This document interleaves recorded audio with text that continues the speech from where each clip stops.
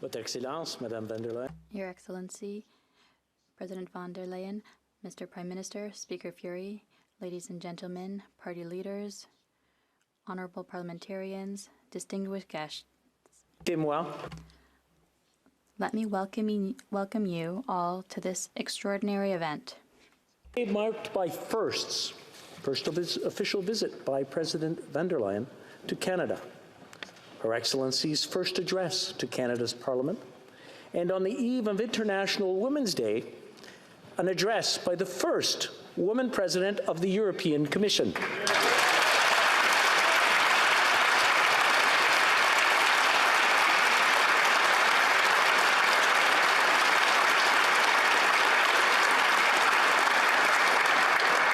And as Speaker of the House of Commons, I've had the great honour, Madam President, to be among the first to welcome you to Canada's Parliament. Permettez-moi maintenant d'inviter le très honorable. I now invite the Right Honourable Prime Minister to say a few words. Mr. Prime Minister.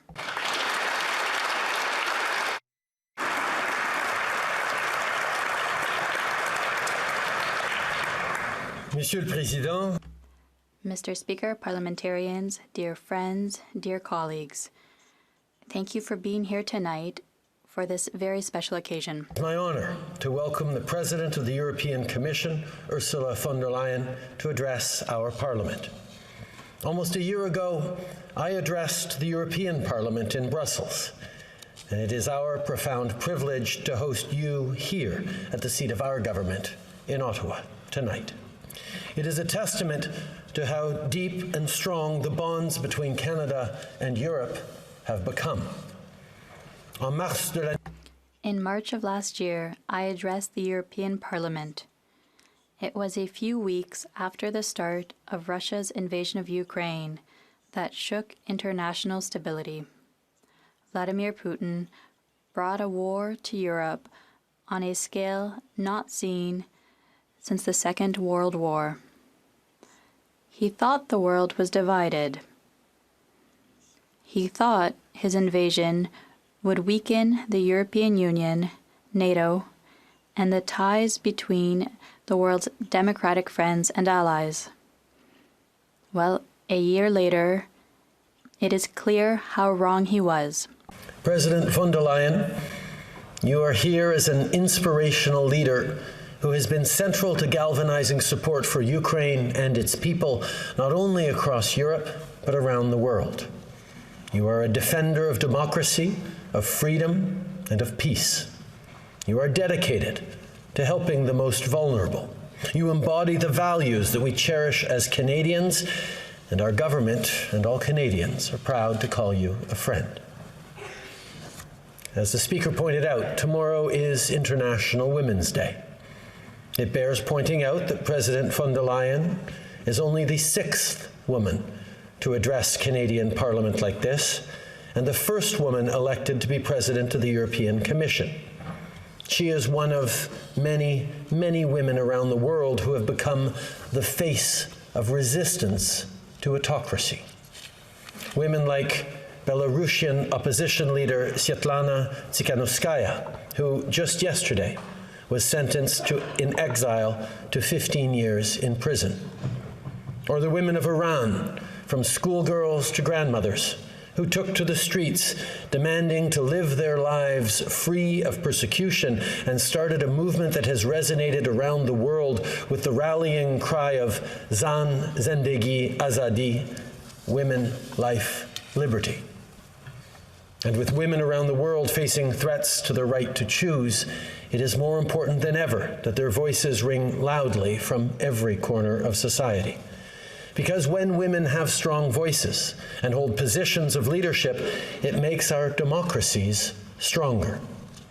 The world is facing challenges, and we need strong, principled, and responsible leadership from people of all backgrounds. So thank you, Ursula, for not just being a strong example of that leadership, but also for putting forward policies, decisions, and solutions that are empowering important voices across Europe and around the world. Ensemble, together, we will build a better future and grow resilient economies focused on the well-being of all Canadians and Europeans. We will build a future powered by clean energy and clean growth, a future where Canada's critical minerals are the foundation of our clean technologies around the world, a future where we fight climate change and create good jobs for the middle class on both sides of the Atlantic. In 2017, it was here in the House of Commons that the Comprehensive Economic and Trade Agreement between Canada and the European Union was ratified.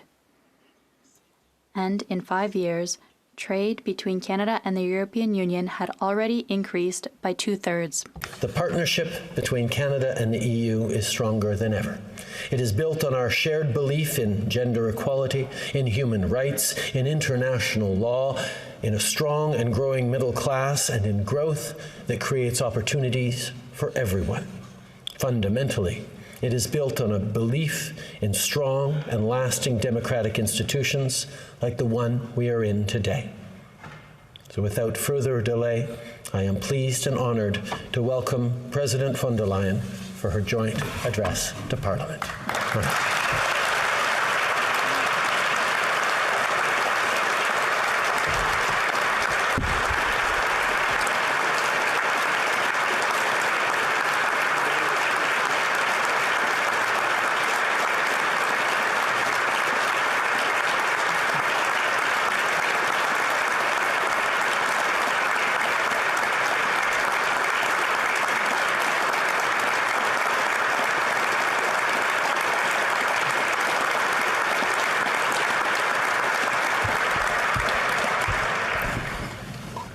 Prime Minister, dear Justin, Mr. Speaker of the Senate, Mr. Speaker of the House, Excellencies, Senators, members of the House of Commons, distinguished guests, people of Canada, thank you very much for welcoming me to the heart of Canada, the home of Canadian democracy.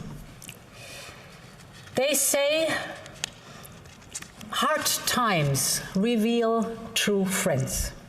And this is what the European Union and Canada are, true friends. The history of our democracies is tied together. So many Canadians have their family roots in Europe. Many of your parents and grandparents have fought in Europe during 2 world wars. They were sent to faraway places on the other side of the ocean. Tens of thousands of them lost their lives in the trenches of Belgium, in the heat of Sicily, on the beaches of Normandy on D-Day. I am a European of German nationality. It was German Nazism and fascism that brought death and destruction upon Europe and the world. But it were Allied forces that brought liberty back to all of us. The united democracies freed us from dictatorship. Thus, we owe our democracy also to you, the people of Canada. And we will be forever grateful for the sacrifice your parents and grandparents made, and for the invaluable gift of freedom.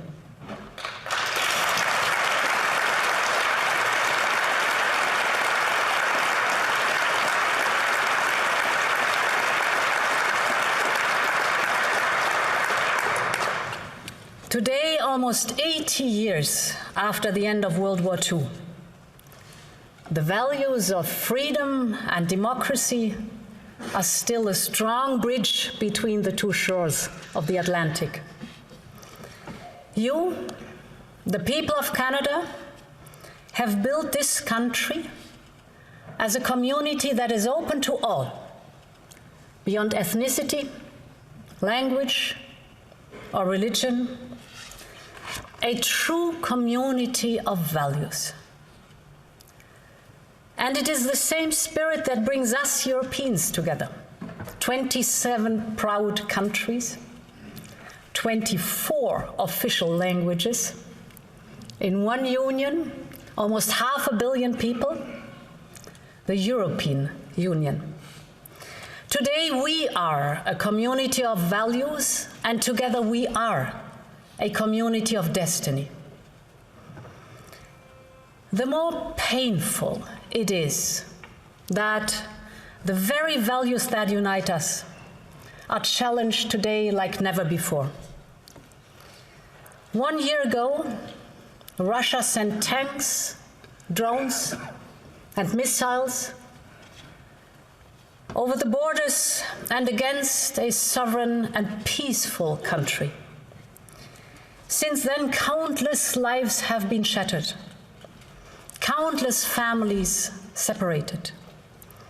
Hundreds of thousands of young Ukrainians had to kiss their loved ones goodbye and left to the front to fight for freedom. Millions more had to leave not only their homes, but also their dreams behind. All of this because President Putin refuses to recognize their freedom and their independence. And this we can simply not accept.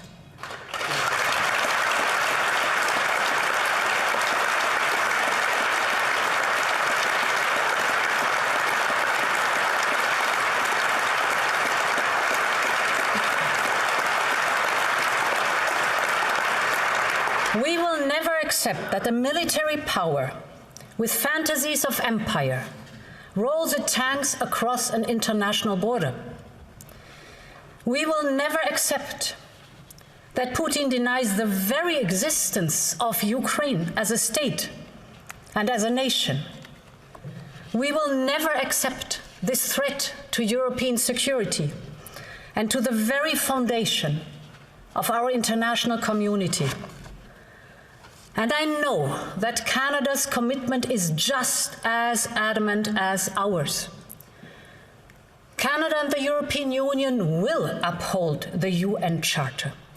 We will stand up for Ukraine to be the master of their own future.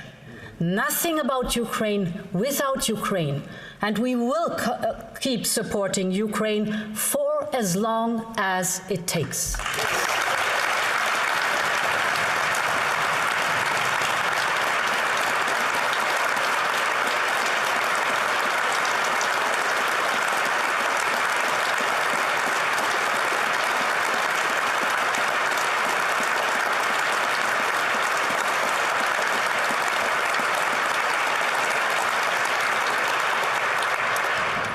Canada has a very special connection to Ukraine.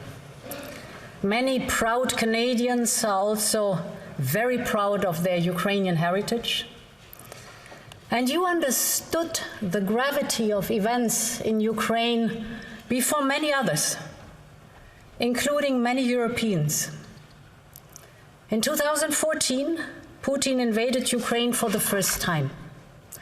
Already back then, Canada decided to set up a training mission for the Ukrainian military. Operation Unifier has trained over 35,000 Ukrainian soldiers. And this has proven to be vital in the hours that followed the full-scale Russian invasion of last year. Putin believed that he would get Kyiv within 3 days. What a strategic mistake. Ukraine's resistance has stunned the world. That was primarily, of course, because of the courage of the Ukrainian people. But it was also, and crucially, because of the professionalism of the Ukrainian soldiers, many trained by Canada. And I cannot overstate this. Canada has saved Ukraine in the first days.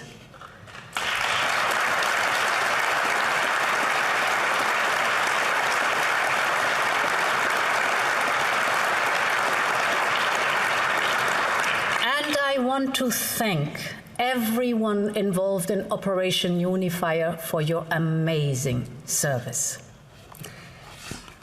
Canada's response to the war in Ukraine has gone above and beyond the call of duty. And I'm so grateful, dear Justin, for your constant close cooperation during this year. Everything we did for Ukraine, we did it together. Because we believe that Ukraine and the values that it strives for must prevail in this war. First, we believe that Ukraine deserves our steadfast military and economic support. The support package that Europe has put together with almost 100 billion Canadian dollars is unprecedented in living memory. Canada is also contributing well beyond your fair share. And now European military trainers are working side by side with Canadian trainers. Second, we believe that Russia must pay for its crime of aggression.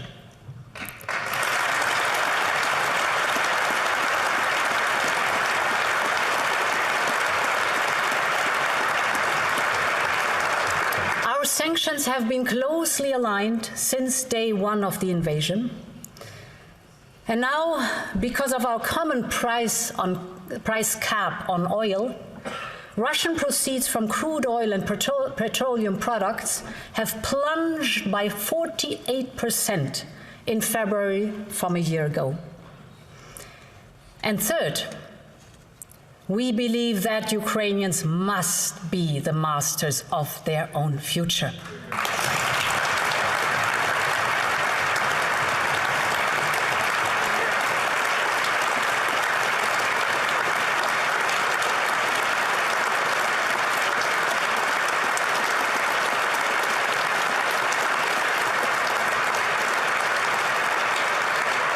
They have a right to choose their association, and Ukraine has made its choice. They want to be member of the European Union, but Putin wants to force Ukraine to be part of Russia. He has achieved exactly the opposite. Today, Ukraine is a candidate country to join the European Union, and Europe is leading the effort to help Ukraine rebuild their country. And Canada is a key partner for this, focusing not only on infrastructure, but also on healing the physical and mental wounds of Ukrainian victims. And we cannot ease their pain and suffering, but we can ease their healing. And I thank you for that. This is what it means that Europe and Canada are like-minded partners.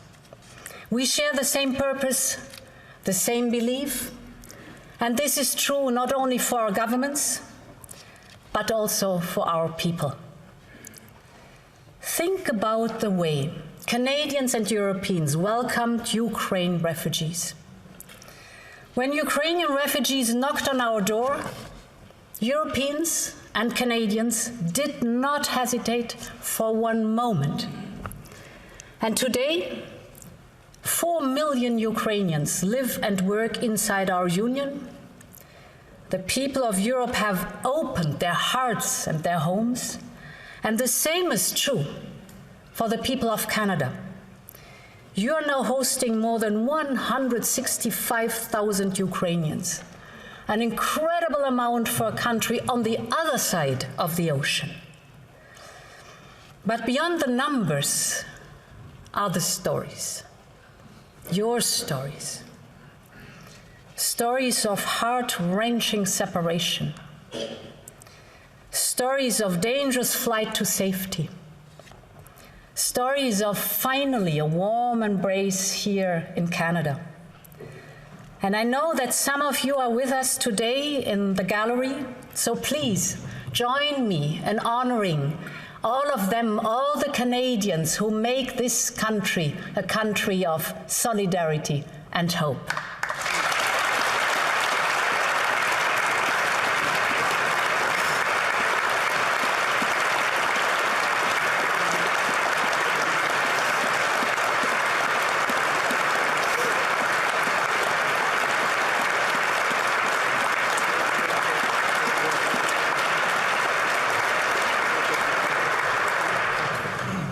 Mesdames et messieurs, Ladies and gentlemen, war has also brought Europe and Canada closer together for another reason.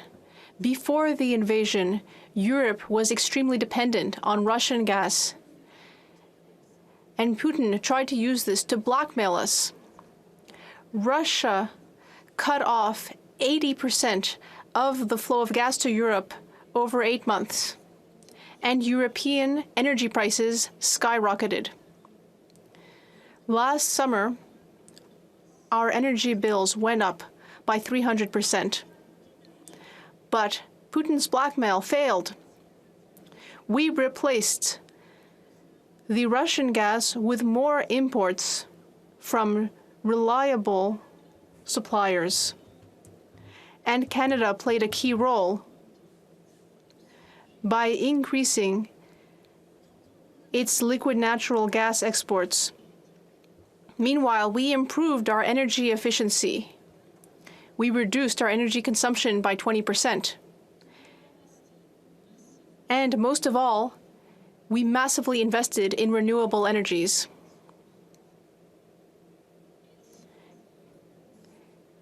Clean, local, renewable energies that offer us energy independence.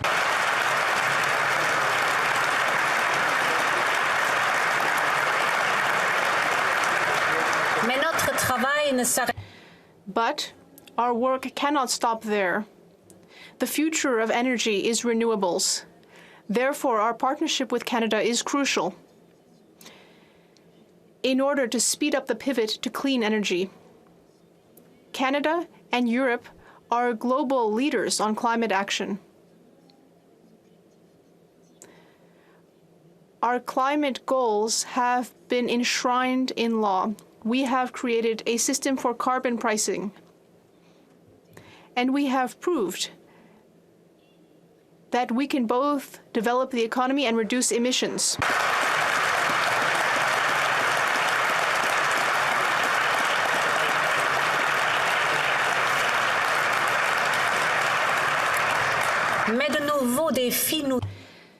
However, new challenges are now facing us. The global race for clean technology has started. There is increasing competition to attract investment and to control the most critical links of key supply chains. In this more competitive environment, Canada and Europe must be playing for the same team. Vital supply chains must not be controlled by autocratic powers. We Europeans learned that lesson the hard way. Democracies must work together in order to reduce risks. It is a matter of national security, and our values are also at stake. Let us consider commodities. Canada is a natural partner for us due to the minerals that you extract, but also because of how Europeans care about the environment and about labor rights. We want to ensure that local and indigenous communities can benefit from our investments. And that's exactly the case in Canada.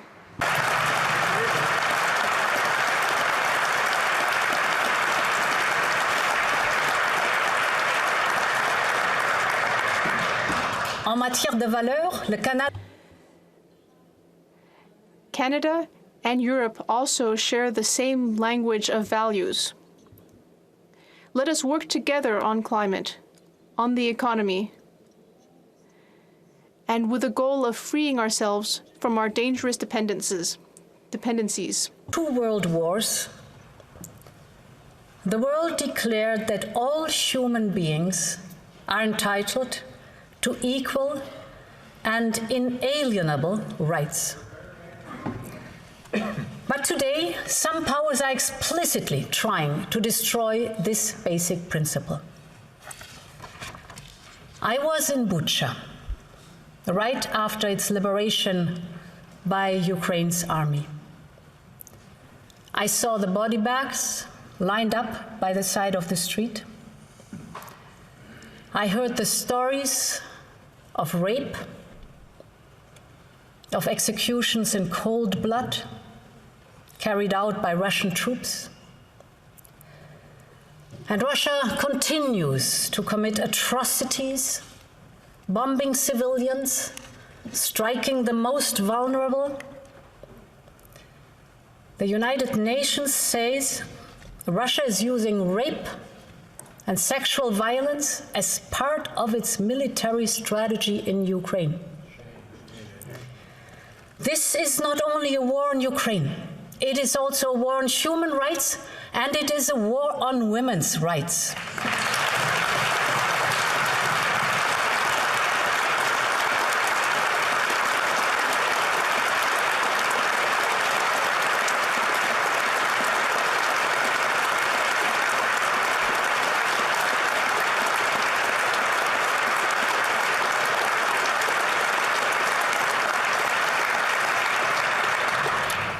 But Ukrainian women are fighting back. They have been fighting back ever since 2014. When the first invasion, Russian invasion, happened, women were not allowed to carry out combat duties. But they did not care, and they started joining the army. Let me quote Lieutenant Colonel Melanie Lake of the Canadian Armed Forces, who led Operation Unifier, and she is with us today somewhere. She said, and I quote, "Ukrainian women did not wait for doors to be open for them to serve in all capacities. They broke the doors down." End of quote.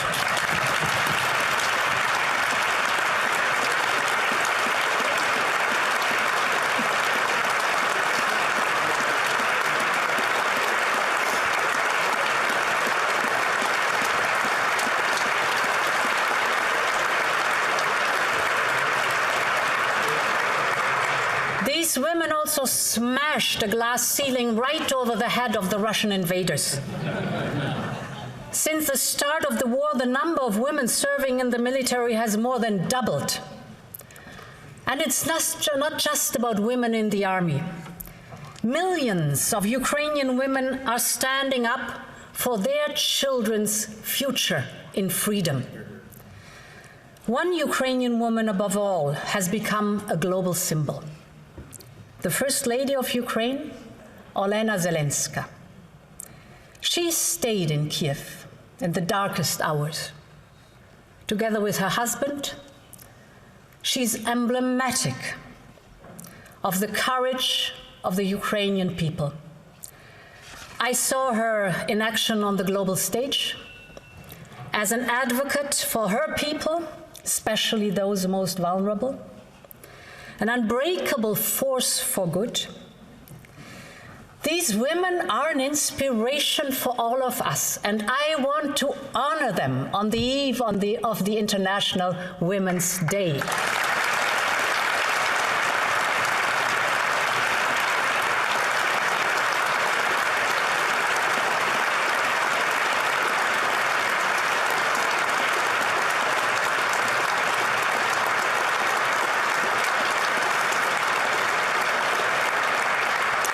At war or in peace, we need all our talents to live up to the big challenges of our time. Canada knows this well. 8 years ago, when asked why he appointed a gender-equal cabinet, Prime Minister Trudeau replied, "Because it's 2015. As simple as that." And I am proud to lead the first gender-balanced college in the history of the European Commission.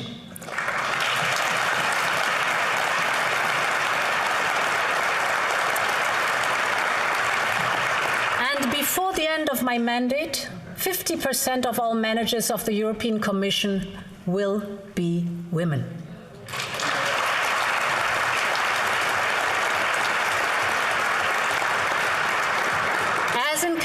Europe knows that men and women bring different perspectives. Diversity leads to better decisions, better societies.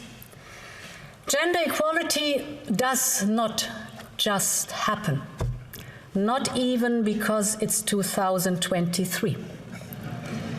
It requires day-to-day attention and commitment to ensure that women and girls can be free from violence, to ensure that women earn the same as their male colleagues because they deserve it, to ensure that women as well as men can have a career and a family, to ensure that women can reach the very top level because they are qualified.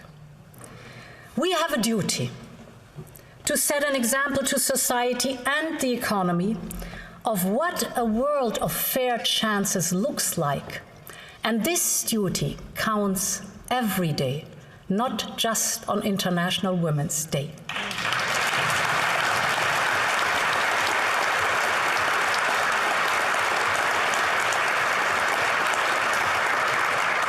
My dear friends in this august House, no democracy is perfect, but all democracies are perfectible. This is our mission, and this is what brings us together. It is the mission that has moved generation upon generation of great Canadians and Europeans. They had the audacity to look beyond the imperfection of what is and to see the beauty of what could be. The generation that brought Europe together after 2 world wars and after the fall of the Soviet Union, and the generations that made Canada the inclusive and welcoming country it is today. A country that is proud of its heritage and open to the future. The home of Indigenous people as well as newcomers.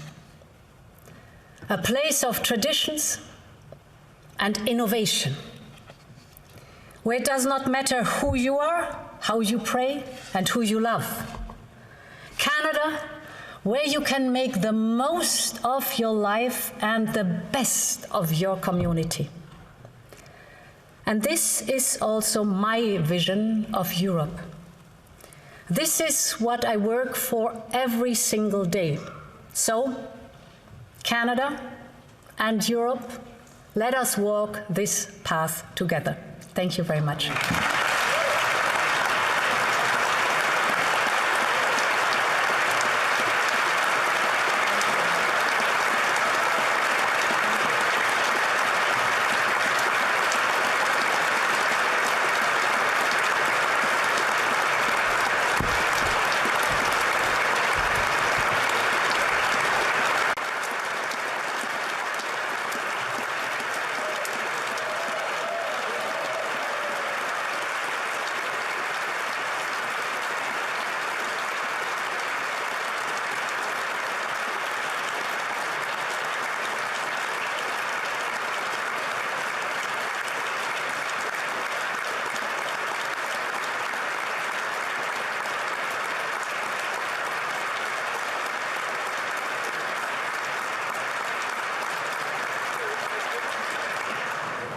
Merci, Madame la Présidente. Thank you, Madam President. The Senate to say a few words.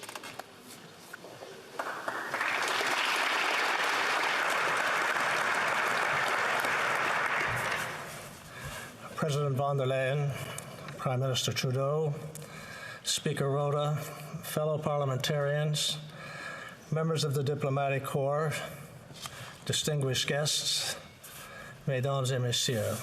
Ladies and gentlemen, on behalf of all parliamentarians and guests in this chamber, it is my honor, Your Excellency, to thank you for your presence and your speech to the Parliament of Canada. Your words make it abundantly clear that you are a friend of Canada.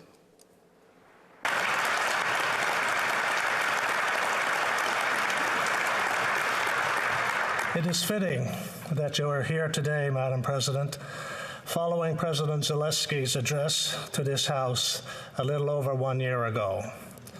Your words today remind us of the depth of our shared values and of the importance of defending them. With war tragically having returned to Europe following Russia's barbaric and illegal invasion of Ukraine, protecting the values of freedom, democracy, and the rule of law is now more important than ever. They are the values that we must never take for granted. They are the values that Ukrainians have found themselves fighting for each and every day. In recent years, the world has witnessed a rise in protectionism and populism that threatens to undermine the rule-based world order and indeed erodes the very fundamental values of democracy itself. Madam President, I know I speak on behalf of all Canadians when I say that we value your strong leadership, your outspoken support of Ukraine as it defends itself against Russian aggression. You have demonstrated that your response to this crisis has been guided by the principles of democracy and respect for human rights. Madam President, we applaud your efforts in every way in this regard. Indeed, it is these very principles that make Canada and Europe an integral part of the global family of democracies. Canada and the European Union have a common vision for meeting our collective long-term challenges, and we stand together in defending peace, territorial integrity, and the rule of law. And though these are troubling times, these are also times when people look to great leaders such as you, Madam President, for your hope and for your courage. In your State of the Union address to the European Parliament last fall, you invoked the inspiring words of Her Majesty Queen Elizabeth II when she said at the height of the pandemic, "We will succeed, and that success will belong to every one of us." Reflecting on those words, you added the very thoughtful insight that our future is built on new ideas and founded in our oldest values. Your words resonate now, Madam President, more than ever before. As well, on this the eve of International Women's Day, I wish to take a moment to acknowledge the vital role that women play in shaping our societies and our economies. And Canada and Europe must continue to lead the way in promoting gender equality by ensuring access to education, healthcare, and economic opportunities. In closing, I would once again highlight the importance of the Canada-Europe partnership and reaffirm our shared commitment to peace and prosperity around the world. Thank you, Madam President, for sharing with us your vision for the road ahead. Please be assured of the solidarity of the people of Canada as you continue on this most important journey. Merci beaucoup. Thank you. Thank you very much.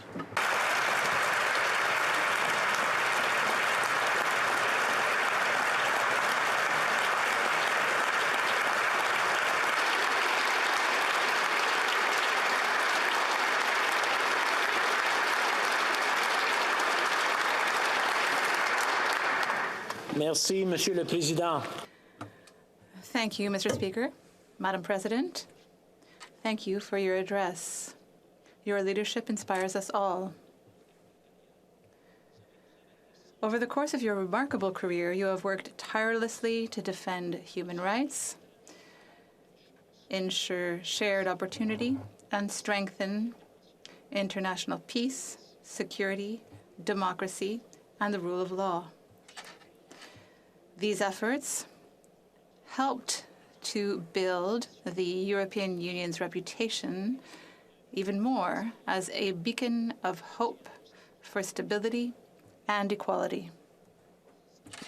which Canada shares, provide the foundation for dynamic economic growth that will steadily move the European Union and Canada towards a better future for our nations, for our planet. The European Union and Canada have a long history of friendship and, for many of us, including me, family ties that bring us even closer together. In a world where differences lead to conflict, Canada and the European Union stand together on common ground. Together, in support for Ukraine. Together, our efforts to build a better, more prosperous future. Together, always, to defend and strengthen democracy. Comme je l'ai dit, as I have said, it is a remarkable achievement to be the trailblazer that you are, Madam President. I am certain that your words and actions over the course of your career will be a source of inspiration for those who will follow. Today, and thank you for your address.